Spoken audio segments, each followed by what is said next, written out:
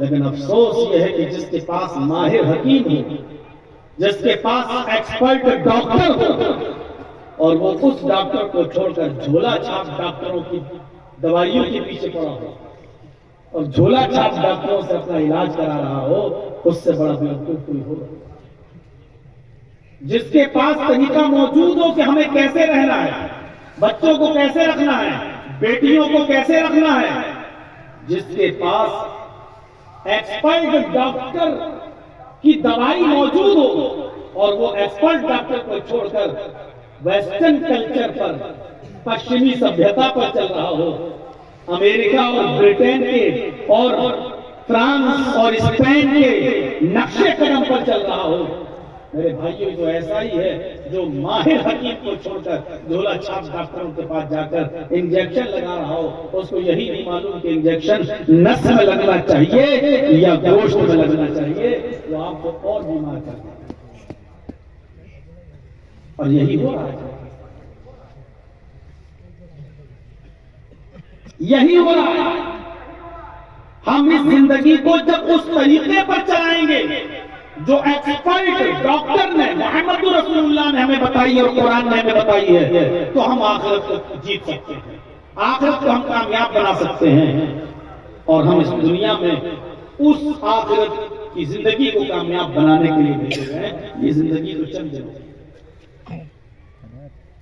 खत्म हो जाएगी ये जिंदगी। या अय्युहल्लज़ीना आमनू ओ अनफुसकुम व अहलीकुम नारा, ईमान वालों तुम अपने आप को भी जहन्नम से बचाओ, जहन्नम की आग से बचाओ, वो अहलीकुम नारा, और अपने बीवी बच्चों को, अपने अहल व अयाल को भी दोज़ख की आग से बचाओ। बिल्कुल वही अनाउंसमेंट जैसे कहा जाता है, नहीं, जब आप प्लेन में सफर करेंगे, फ्लाइट में आप बैठिए तो एयर होस्टेस आपको बताएगी कि फिजा में उड़ते वक्त अगर ऑक्सीजन के दबाव में कमी हो जाए, सांस लेने में दिक्कत हो, तो ऑक्सीजन मास्क अपने आप आपकी कुर्सी के नीचे आ जाएंगे। आप इनको नाक और मुंह पे लगा के पहले खुद सांस लें और उसके बाद में दूसरों की सहायता करें। ये कुरान कह रहा है, ओ अनफुसकुम व अहलीकुम नारा, पहले अपने आप को जहन्नम से बचाओ और उसके बाद अपने बीवी बच्चों को जहन्नम की आग से। जहन्नम की आग से हम तभी अपने आप को बचा सकते हैं जब दुनिया में हम उस उसूल और ज़ाब्ते पर अपनी जिंदगी गुजारें जो कुरान के मुताबिक हो, जो जनाबे मोहम्मद रसूलुल्लाह सल्लल्लाहु अलैहि वसल्लम के मुताबिक। ये हमें और आपको गौर करने की जरूरत है। हम ये सोचें कि आखिरत के लिए हमने क्या किया है। या अय्युहल्लज़ीना आमनू तक़ुल्लाह वल तंज़ुर नफ्सुम मा क़द्दमत लिग़द, ईमान वालों तुम अल्लाह से डरो और हर इंसान को सोचना चाहिए कि कल क़यामत के दिन के लिए उसने क्या तैयारी कर रखी है, कल क़यामत के दिन के लिए उसने क्या भेजा है। भेजा क्या है आगे, हमने क्या आगे भेजा है, और अल्लाह ने क्या कहा, वल तंज़ुर नफ्सुम, हर नफ्स को, हर इंसान को सोचना चाहिए, हर जीरू और जानकार को सोचना चाहिए बात कि उसने कल के लिए क्या भेजा। हर चीज, बिजनेस देखिए हलाल है कि नहीं, कारोबार देखिए हलाल है नहीं, सर्विस आप कर रहे हैं तो ऐसा तो नहीं कि सर्विस के टाइम पर अजान का वक्त हो रहा है और आप नमाज पढ़ने जाना चाहते हैं, लेकिन आपका ऑफिसर, आपका अधिकारी आपको नमाज पढ़ने की इजाजत नहीं देता।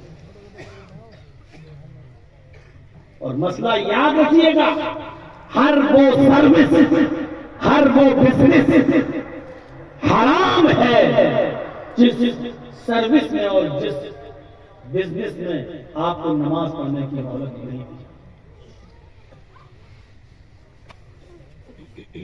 अगर आप प्राइवेट जॉब कर रहे हैं और आपका बॉस सख्त है, ज़ोहर की अज़ान हो रही है, नमाज पढ़ने की इजाजत नहीं देता, काम करो, असर में इजाजत नहीं देता काम करो, तो आपको ऐसे बॉस के अंडर में काम करना जायज नहीं है, आपको छोड़ना पड़ेगा। सब रोजी रोटी क्या होगी? जिसने पैदा किया है वो आपको भूखा नहीं समझता। वमन यत्तक़िल्लाह यजअल लहू मखरजा व यरज़ुक़हु मिन हैसु ला यहतसिब। जो अल्लाह से डरेगा अल्लाह उसके लिए निकलने का रास्ता बना देगा और ऐसी जगह से उसको रोजी देगा जहां उसको वहां गुमान भी नहीं होगा, उसने सोचा भी नहीं होगा कि हमें यहां से रोजी मिल जाएगी। ये अल्लाह ने वादा किया, तो डरो हमसे, खौफ खाओ, रोजी रोटी हम तुम्हें देंगे और ऐसी जगह से देंगे कि सोचा भी नहीं होगा क्या। हर वो बिजनेस और हर वो सर्विस हराम है जिसमें आपको नमाज की परमिशन नहीं। सोच रहे हैं ना, सुन रहे हैं? इसीलिए जलसे होते हैं कि जलसों में ये सब बातें बताई जाए और जहन को यहां मोड़ा जाए। हमें अपनी जिंदगी को कामयाब करना है, ये सोचकर कि ये चंद दिन की जिंदगी असल जिंदगी को है। और कितने लोगों को हमने और आपने दफन किया है। कब्रिस्तान का तसव्वुर तो आपके जहन में होगा ना, जरा इस वक्त अपनी नजर दौड़ाओ, आपके कब्रिस्तान में कितना अंधेरा होगा। थोड़ी देर के लिए, मुझे नहीं मालूम आपका कब्रिस्तान कहाँ है, लेकिन आप तो गए हैं अपने कब्रिस्तान में, अपना दिमाग लगा वहां, इस वक्त कितना अंधेरा होगा, दुनिया का अंधेरा। फिर जमीन खोदी गई, कब्र का अंधेरा, उसके अंदर पटरे रखे गए, तख्ते रखे गए, उसके नीचे हमारे बाप, हमारी माँ, हमारा भाई, हमारी बहन, उसके नीचे हम यहाँ शराब के जाम पीते हैं और हमारा बाप अपने बेटे की तरफ से होने वाली नेकी का इंतजार कर रहा है।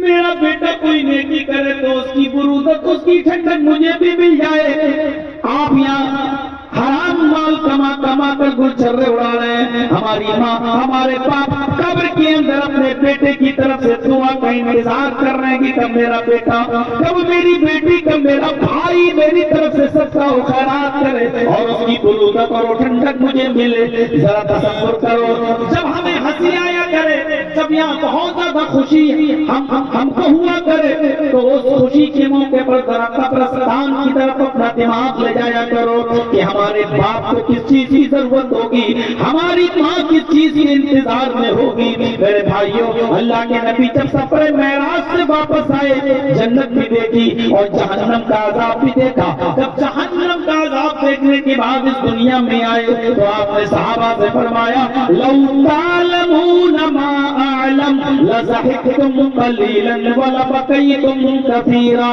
लोगों, आज मैंने जहन्नम के अंदर जो अजाब देखे, ऐसे ऐसे अजाब देखे हैं, अगर वो सारे अजाब का नक्शा मैं तुम्हें बता दूं और तुम्हें वो अजाब मालूम हो जाए जो मैं जानता हूँ, लौ तालमून मा अअलम, जो मैं जानता हूँ अगर तुम्हें पता चल जाए, अगर तुम जान जाओ, लज़हिकतुम कलीलन व लबकैतुम कसीरा, तो तुम्हें दुनिया में हंसी कम आएगी और रोना ज्यादा आएगा। लज़हिकतुम कलीलन व लबकैतुम कसीरा, तुम्हें दुनिया में हंसी कम आएगी और रोना ज्यादा आएगा।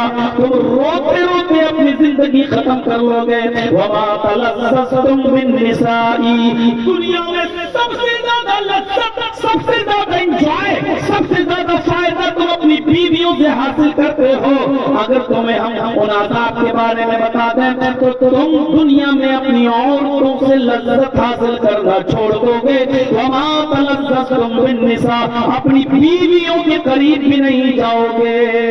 वला खरजतुम इला सादात, तुम बियाबान जंगलों में चले जाओगे और वहीं जाकर तुम अल्लाह की पनाह हासिल करोगे, अपने बीवी बच्चों को छोड़ बैठोगे। अगर वो अज़ाब मैं तुम्हें बता दूं जो मैं जानता हूं।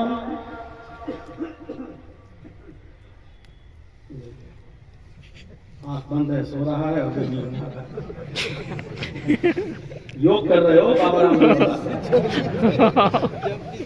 मना किया ना वीडियो मत बनाइए, फिर भी तो बना रहे हो। और जाके कल चोरी करके डालोगे अपने चैनल पर और स्टैंड रखा हुआ तुम्हारा। अरे बेशर्मी की कोई हद होती है यार, मना करने के बावजूद भी तुम बना रहे हो, फिर जेल में पहुंचाओगे। तुम क्या करोगे? तुम्हारे लिए अलग से बोलना पड़ेगा। तो सोचना चाहिए।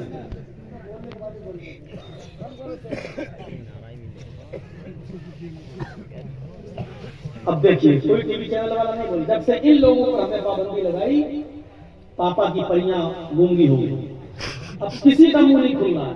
और ये लोग जब अपना थंबर बना बना के डालते थे तो ये सब टीवी का हमारा खिलाफ, देखो क्या बोला, जहर उगला, और तकलीफ खत्म करके यहाँ हटे और योगी में केस। अल्लाह के बंदो मान जाओ, हमारी परमिशन के बगैर तुम यूट्यूब पे डालोगे, जितनी कमाई आएगी सब हराम होगी तुम्हारे, क्योंकि परमिशन नहीं है मेरी।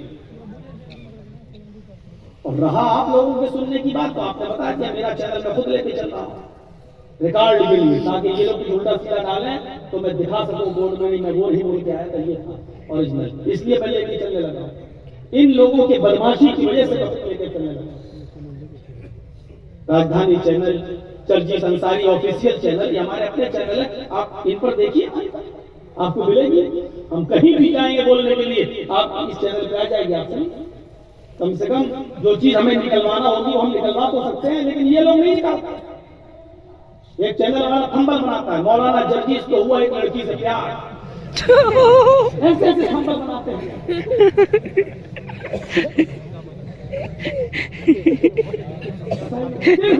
अपना विवश बढ़ाने के लिए कितने व्यूज हो गए, कितने लोगों ने पसंद किया, आ गए 1 लाख रुपए इनके खाते में, बन गया इनका मकान। ये हो रहा। अभी सलमान अदरी साहब को देखिए, और ये 2024 में भी कई मौलवी जेल में जाएंगे, कई, इसलिए कि इन्हीं पर सरकार को आना है दोबारा।